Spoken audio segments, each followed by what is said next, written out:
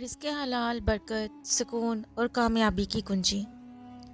اللہ تعالیٰ نے قرآن پاک میں ارشاد فرمایا، اے لوگو، زمین میں موجود چیزوں میں سے حلال اور پاکیزہ چیزیں کھاؤ اور شیطان کے نقش قدم پر نہ چلو، بے شک وہ تمہارا کھلا دشمن ہے۔ سورہ بقرہ آیت نمبر 168۔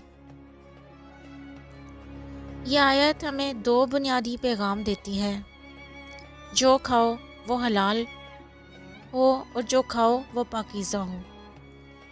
رزق حلال کی اہمیت: رزق حلال صرف پیٹ بھرنے کا ذریعہ نہیں، بلکہ یہ انسان کے ایمان، اخلاق اور اعمال پر اثر انداز ہوتا ہے۔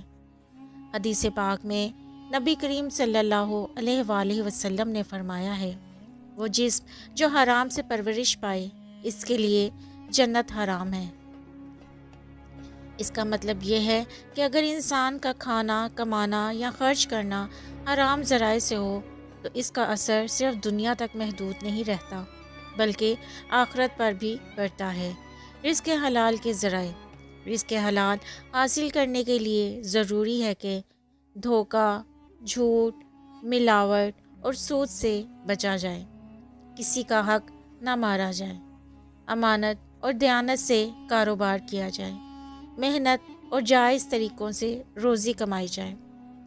حضرت عمر فاروق رضی اللہ تعالیٰ عنہ فرماتے ہیں، ہم رزق کے لیے زمین میں ایسے نکلتے ہیں جیسے اللہ کی راہ میں جہاد کرنے والے نکلتے ہیں۔ یعنی محنت سے کمائی بھی عبادت ہے، اگر وہ حلال ہو۔ رزق حلال کی برکتیں: دل کا سکون: حلال کمائی سے انسان کا دل مطمئن رہتا ہے۔ دعا کی قبولیت: حلال روزی دعا کو جلد قبول کرواتی ہے۔ گھر میں خوشحالی: حلال کمانے والے کے گھر میں محبت، رحمت رہتی ہے۔ آخرت کی کامیابی: یہ ایمان کی مضبوطی اور جنت کے حصول کا ذریعہ ہے۔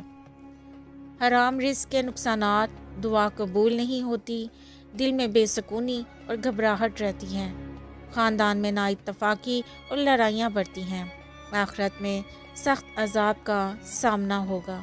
رزق حلال کے لیے عملی اقدامات: روزانہ یہ دعا پڑھیں: اے اللہ، اپنے حلال سے مجھے کافی کر دے اور اپنے فضل سے مجھے بے نیاز کر دے۔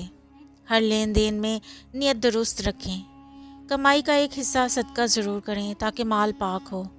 آخر میں حقیقت یاد رکھیں: رزق کی مقدار نہیں بلکہ اس کی برکت اہم ہے۔